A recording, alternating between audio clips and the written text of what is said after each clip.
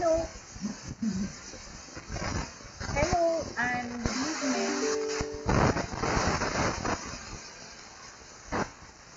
Good evening, and welcome back to the live interaction. It's been a while since we've done live interaction. Since October, I was on assignment, and the productions more or less have finished. I couldn't do it over Christmas. There were so many glitches, and then we had. Well, anyway, we restarted today. I think last week also I did the book reading. I couldn't do live interaction because it was New Year's Day. A very, very warm welcome to you all. Welcome back to you all, and a very happy New Year to you all. I think there are a few housekeeping announcements I need to finish.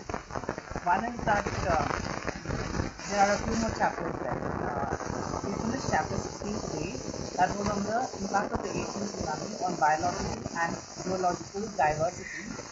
And the next chapter is going to be about the impact of the Asian tsunami on tourism, trade, etc., and the economy.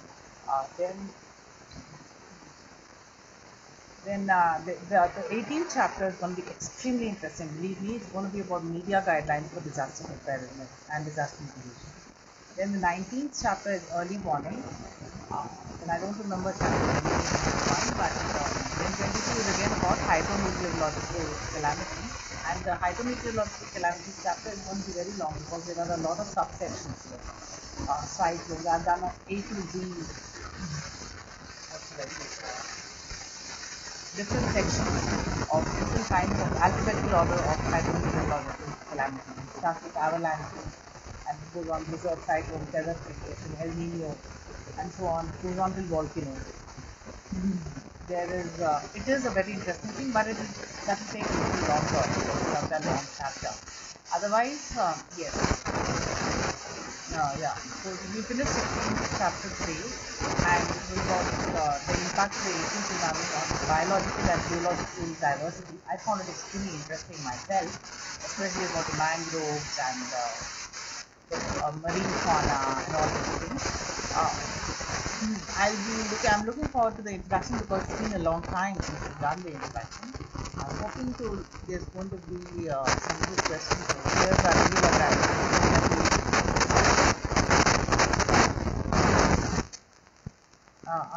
It's going to take, I think, by first week of March, we should be able to finish this book reading, or maybe a little earlier, perhaps. I don't know. Let's see. But if there are any questions from the viewers, I'll be very happy to interact. I found this particular chapter a very, very interesting chapter.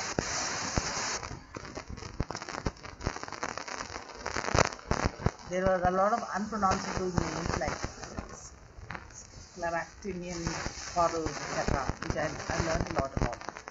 Estuarine crocodiles. There are a lot of estuarine crocodiles in Andaman Nicobar, but it's so interesting. The Andaman Islands heaved up, but the Nicobar Islands subsided down, and both ways they lost habitat. The crocodiles lost nesting sites and habitat for their young nurseries. There's a lot of background noise. What can I do? Let me see.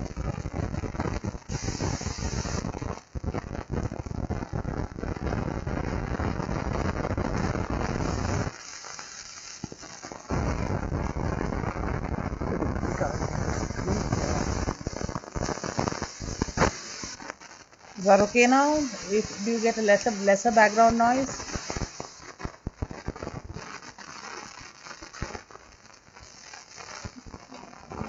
There have been some glitches.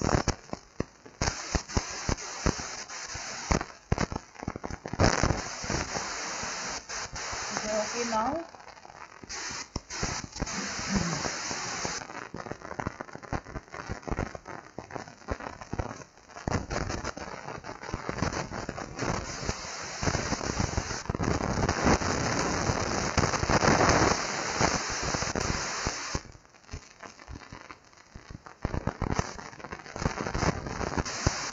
There is a very interesting question here.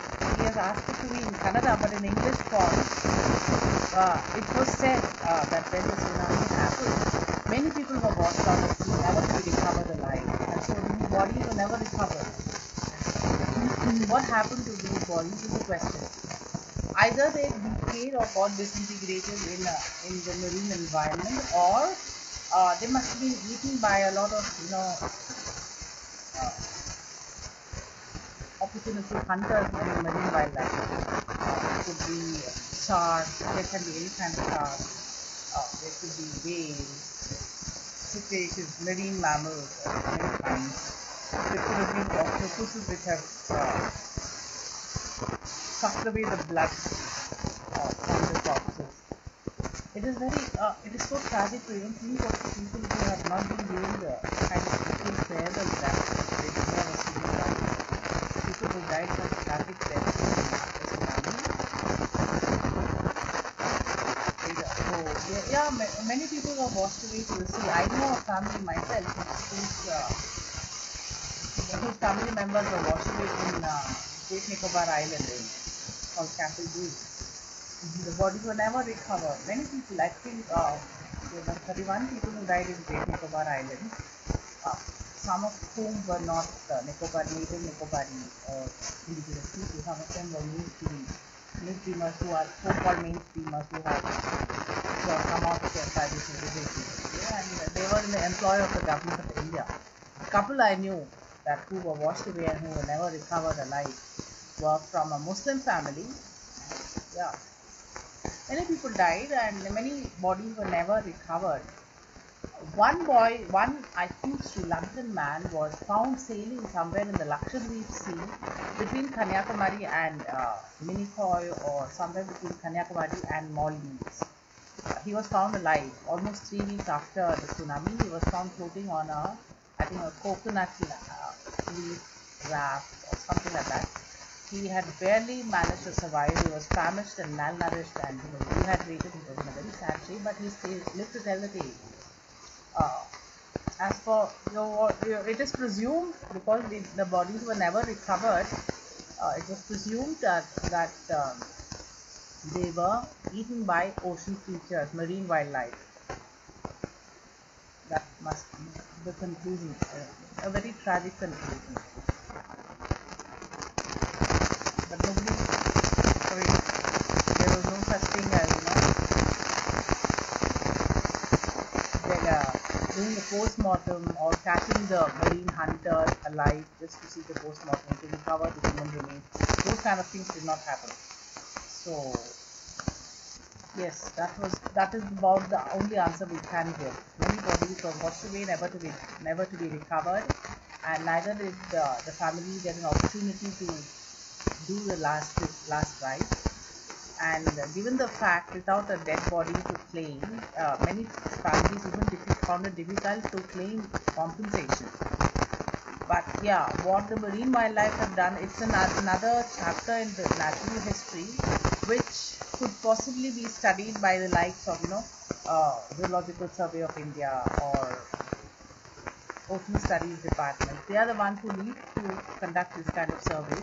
But then it's been 17 years, and I don't think any even marine fauna will have those remains inside their guts or intestinal guts. So it is presumed at best. Nobody can say anything more. At best, that they had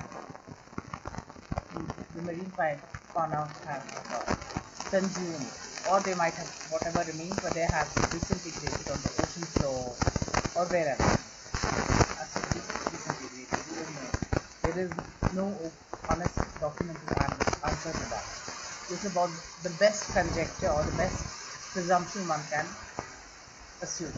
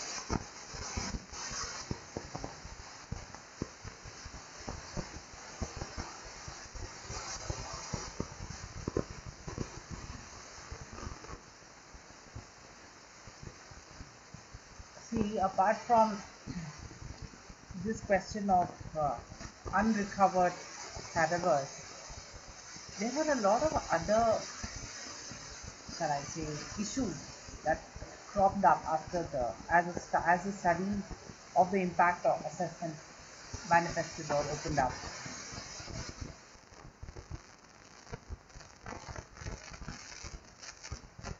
He's asking what if there was invasive species of fisheries fishing. Yeah, there was a lot of invasive species, not just among fishes but also among the biota, the biological diversity.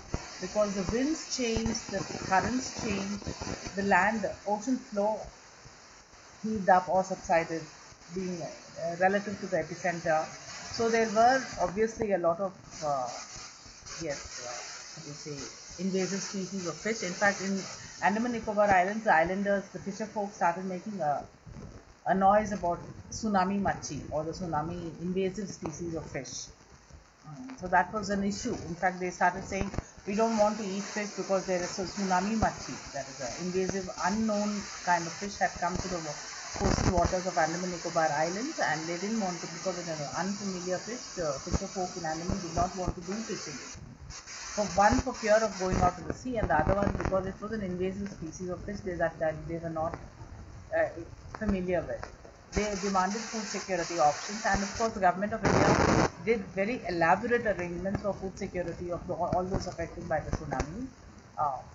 And to the credit of Indian government, there was not one starvation related death. There was no shortage of food or water during the relief phase. That was something creditable. And yes, it was not just fisheries, because the lithosphere heaved up or subsided, as the case may be. There were a lot of changes in the currents, which led to changes in eddies and the waves, and that created a change in fish spawning grounds, fish yield. It led to, shall I say, fish migration patterns are also changed. The sunlight and the sunlight is necessary for photosynthesis of even the plankton, submarine plankton. They were also affected, and it created a lot of. There was a change in food patterns or nutrition patterns for fisheries, for marine fauna. So all those things happen, but it has not been so much studied in great detail, or at least not in the public domain, or it's still maybe in the realm of research. It was not, to my knowledge, it was not there. There was a lot of changes in the behavior and the spawning and the reproduction of corals. The sites where the corals thrive, that they were also damaged. And I remember seeing this in there's something called the Dolphin Beach in Havelock Island, which is a very famous tourist destination. There, 2.5 years after the tsunami, the land which had heated up from the ocean floor, which had heated up, was still betraying a lot of dead corals. It was still decaying there, and they eventually disintegrated to become sand.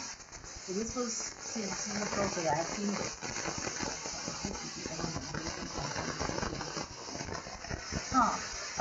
Migratory patterns of fishing, of fisheries, of fish stocks, they all changed because the currents changed.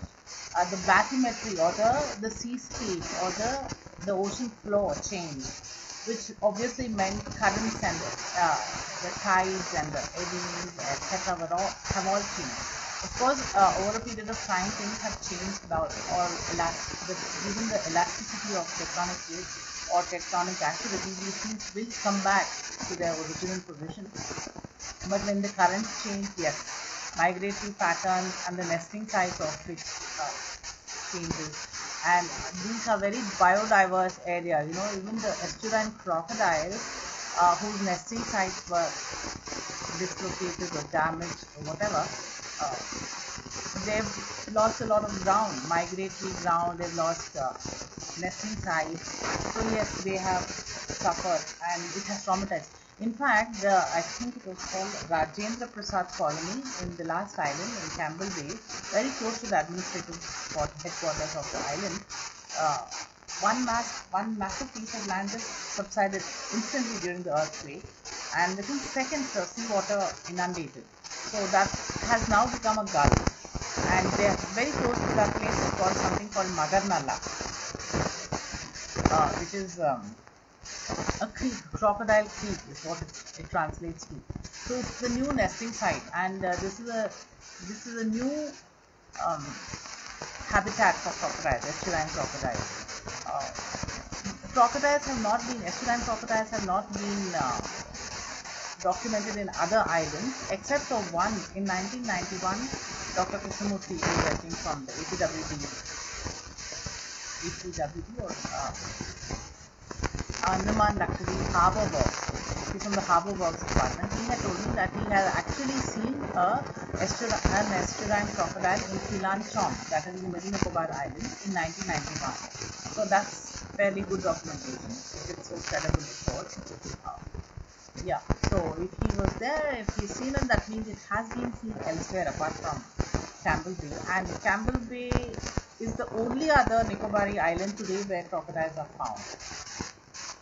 I haven't met the people in Thilan Chong, but Thilan Chong, which is very close to Trinket, could be a nesting ground because Trinket Island got trifurcated. So there's a lot of habitat loss. And like you say, the marine fauna, Samudra Jeevi Gala, that means marine fauna, the impact on marine fauna and their migratory patterns. For that matter, sea turtles. In India, we have 4 or 5 types of sea turtles: hawksbill, green sea turtle, olive ridley turtle, and leatherback turtle. I think leatherback. I don't know whether there's one more.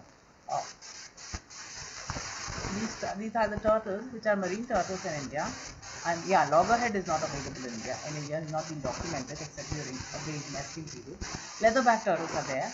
And these turtles, some of whom are tagged, some of whom are microchipped and tagged, have been documented traveling between the Western Pacific Ocean to Indian Ocean, or rather to the Bay of Bengal. They have been documented as visiting Andaman Nicobar Islands. The mother turtles come back and lay their eggs only in the place where they were born. This has also been very well documented. And yeah, their migration was disturbed, their nesting sites were disturbed in the immediate aftermath of the tsunami because it was peak nesting season. Not just in Andaman Nicobar Islands, also in the Seychelles, because December to January I think is the peak nesting season for turtles in the Seychelles, and they also lost ground, they lost nesting sites. But one anecdote I would like to reveal: when I first went to Andaman Nicobar in January 2007, I had finished meeting the forest officials for the interviews and all that. Then I went to Kha Nicobar, the district headquarters of Nicobar Island. After meeting all the villagers and survivors of the tsunami, I went to the beach. It's called, I think, the Maluka beach. It's right behind the Indian airport airbase. And there, when I went there at 55 a.m., I was there, I remember. Right next to me was the track of the turtle, which had gone to the sea till the waves. You can see the wave high water mark, and from there till there was the track of the turtle. And once obviously it touched the sea, it would have swum away. So this claim of the forest officials that turtle nesting sites have all been damaged, but this was about 25 months after the tsunami. So that was belied. The claim of the forest officials was belied, so to say. I had seen originally myself in my own eyes, and right next to me was a track of the turtle. It had apparently come the previous day and laid its eggs and gone back to the sea. The previous day was full moon day. That was, I think, I went there, I think, on the 10th and 11th of January. That was the 11th of January I was there. It must have been the full moon day because the thing had nested there, had laid its eggs. There's a lot of all the marine mammals are affected or are influenced by the lunar cycle. And also, even I think there is a point in this reading where I will be talking about lunar almanac being the best base to forecast earthquakes and seismic activity. So, in fact, on the 11th of January, when I was there in 2007, there was a huge earthquake of 7.1. Because the epicenter of this earthquake was in Kurile Islands off Japan. But nevertheless, in Car Nicobar, we had felt, many had felt the epicenter, and many had felt the quake and the tremors. I had not, because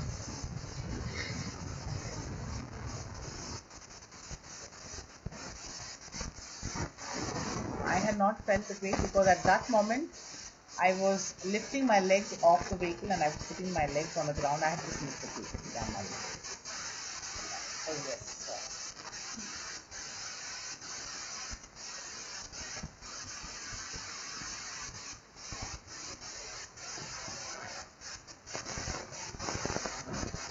When the tsunami happened, he's asking, many an island slipped and vanished, got submerged into the sea.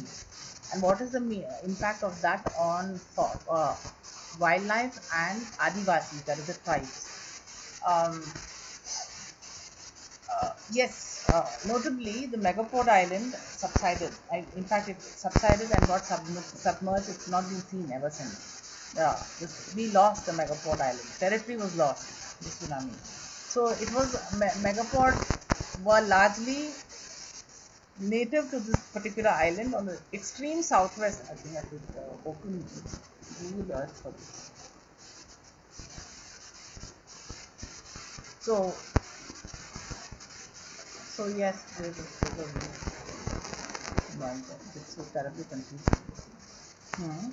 So when the islands were lost, the endangered fauna lost their habitat. Yes.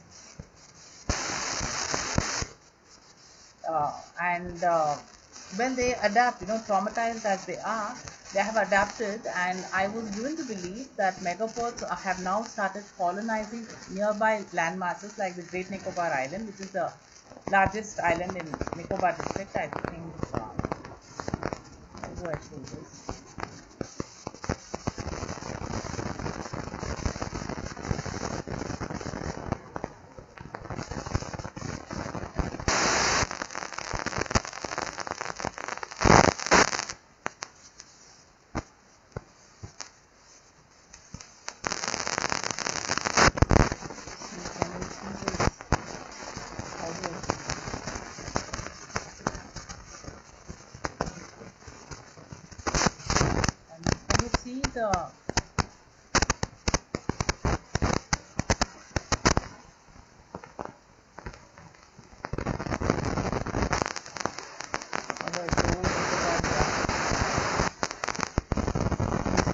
Island.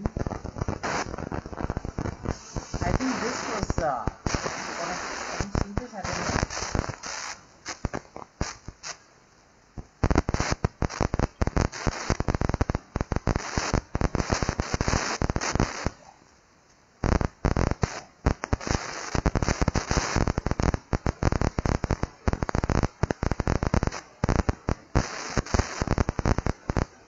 He is working part-time from remote place, so I have to ask him from the office.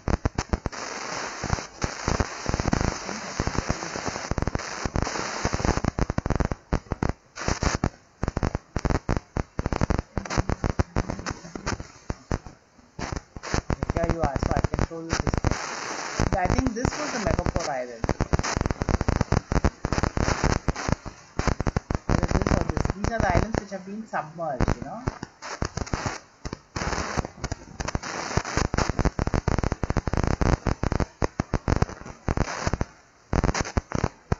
It just came there.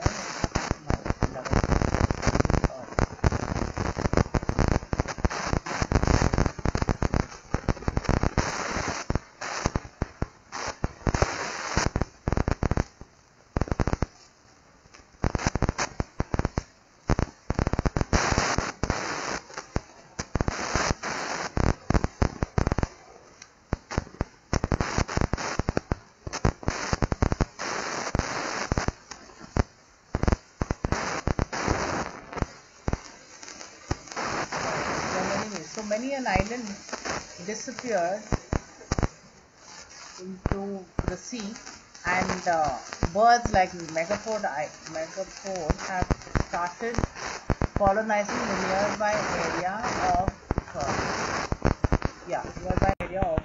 Great Nicobar Island, and these are the islands which were lost to the sea, to the tsunami. So the fauna from these islands have started colonizing this Great Nicobar Island. So they adapt.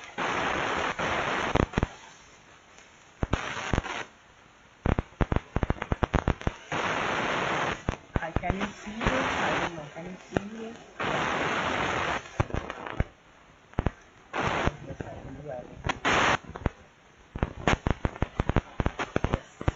So that is how they have metaphors, and olive ridley turtles and other turtles have adapted to a newer environment.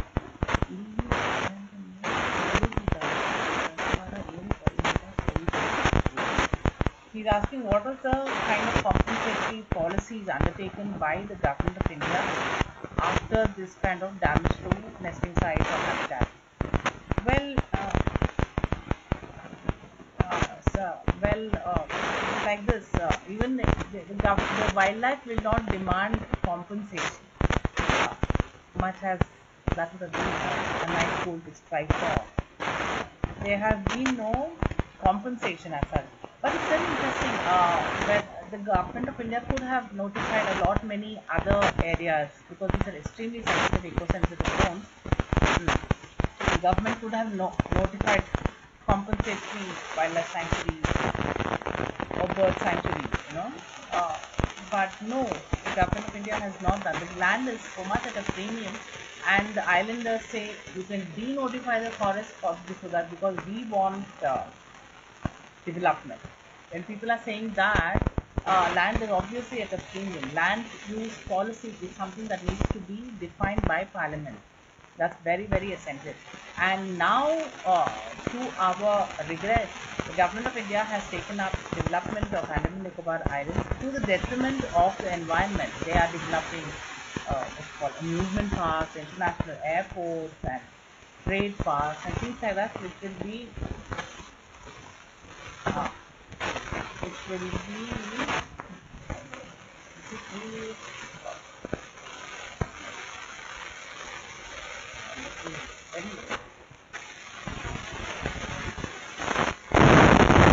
technologically very intimidating. Okay. But I love to do the anyway, so the government of India is as of now planning a lot of developmental activities, including trade parks, international airports, amusement parks, which are all to the extreme detriment of a sensitive ecosystem there. But I guess political will is lacking. What can we see? So there is a need for example, in Andaman Nicobar Islands, in Andaman we have a parakeet sanctuary. There is no sanctuary for turtles, where there is a massive presence of turtles. It could be declared a marine turtle park or something like that. That kind of thing has not happened. There is a panther sanctuary in India. There is a parakeet sanctuary. There is a wolf sanctuary. There are things like that.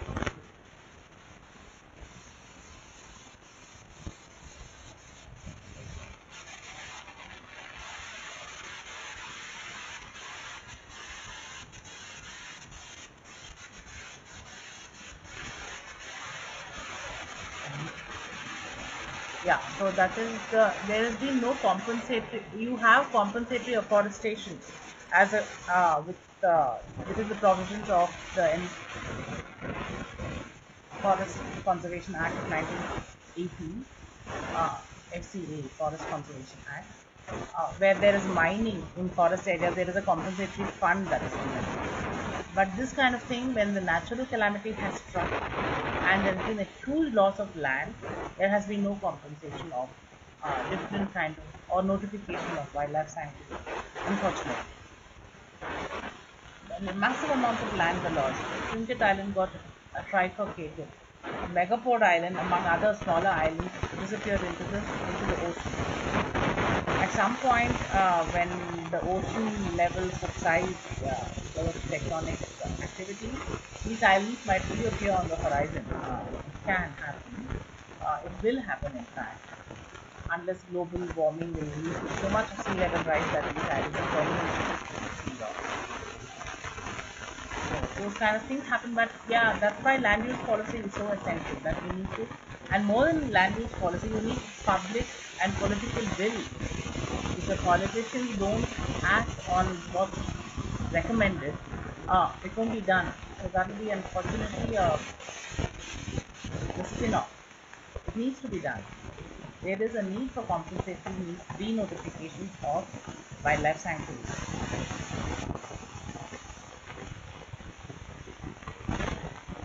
Oh, very interesting. There were invasive species of even biota or biological species. For example, in Thailand, many mangrove seeds fell, but they were also inherently protected. Whether these seeds had shall we say, what's the word for that? It was mixed. If there was a genetic mix of seeds, uh, if there was a genetic mix of seeds from invasive species and native species, it can lead to newer, shall we say, evolution of biota. That could be the one factor, but I don't think it happened like that. The study of invasives is another subject that needs to be dealt with in more detail. There were, for example, when we were talking earlier of migratory patterns, there was one butterfly photographer in Port Blair told me that he has seen a lot of invasive species of butterflies, for example. Uh, so this can happen also on seeds. For example, if there were Indonesian species of coconuts which sailed or were found landed in the Nicobar Islands, and it could lead to a mix and match of the genes, and that can lead to a newer breed, for example, or it could be of dicotyledonous plants, any other kind of seed there, and it can have an impact on seeds. Theoretically, that's possible. Whether it's been done, whether the Botanical Survey of India has undertaken a survey like that, not to my knowledge. These are the things because it can be, if you look at it, there is sacrilegious as regards Convention on Biological Diversity, if this were to happen. But then it's a natural calamity that would have brought this on, so there is no way that we could have prevented it. Right?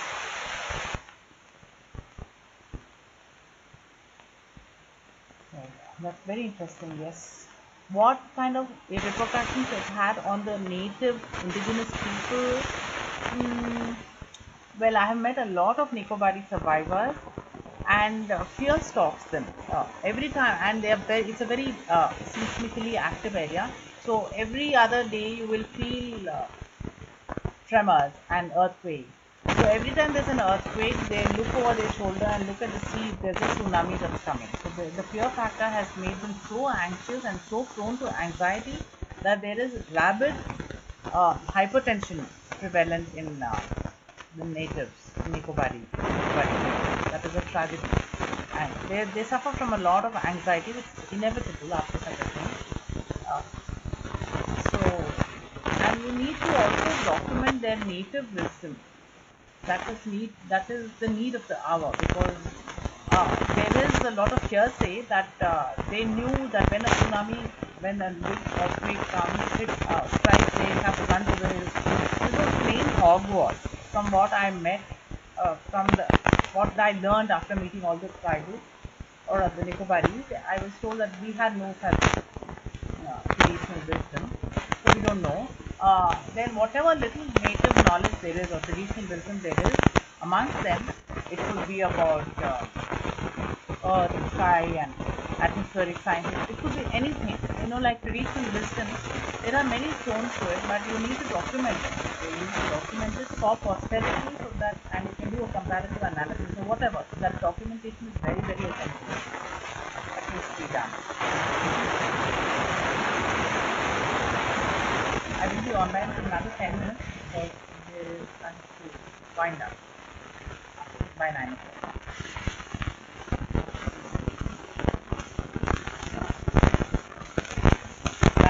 Mango trees or mangrove seedlings, etc. There has to be some kind of a balance between protecting the indigenous varieties and from the invaders, and there is, and yeah, introduction of invaders that have to be very careful. But if it has happened naturally, then management of invaders is also a very critical issue that the administration and scientific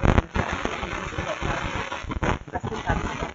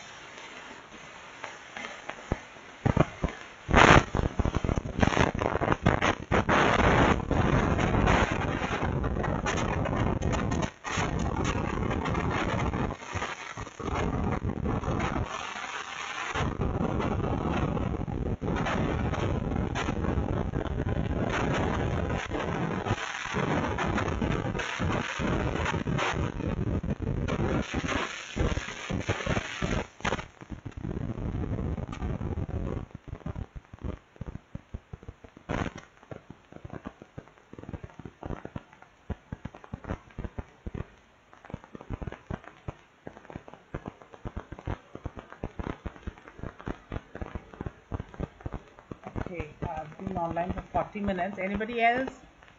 Any other questions? The change in the bathymetry is a very, very pertinent issue. Change in tides, eddies, and the waves are very significant because it has a bearing on our weather systems, coastal weather systems. So these are issues that need to be dealt with and studied in far more depth, and also engaged in by civil society like you and me, so that we can come to some kind of best practices or whatever. There are things to be still to be done. The bathymetric profile of the Bay of Bengal is perhaps not been studied so far, or even the coastal ecosystems, so on and so forth.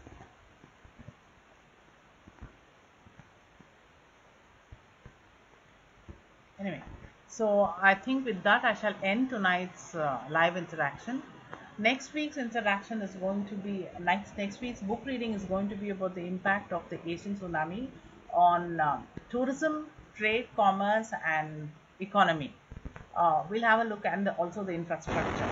It will be great to have you all join us for the live interaction. Maybe we'll learn some more. That'll be good. Anyway, so till then, do take care of yourselves. Stay home, stay safe, keep smiling, and goodbye.